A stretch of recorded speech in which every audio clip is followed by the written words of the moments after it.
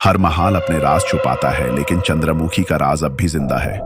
कहते हैं उसने अपने पति का खून देखा और उस रात से उसने बोलना बंद कर दिया। तीनों देवियन के सामने उसने शपथ ली, अब ना रानी रहूंगी ना इंसान।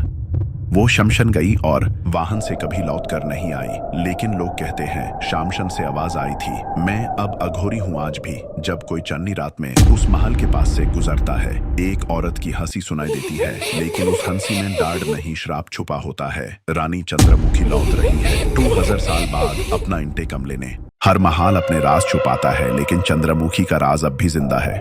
कहते हैं उसने अपने पति का खून देखा और उस रात से उसने बोलना बंद कर दिया। तीनों देवियन के सामने उसने शपथ ली, अब ना रानी रहूंगी ना इंसान।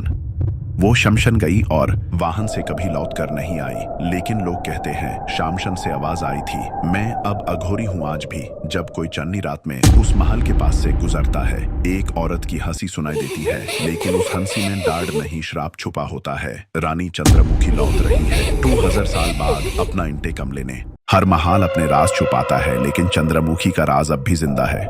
कहते हैं उसने अपने पति का खून देखा और उस रात से उसने बोलना बंद कर दिया। तीनों देवियन के सामने उसने शपथ ली, अब ना रानी रहूंगी ना इंसान।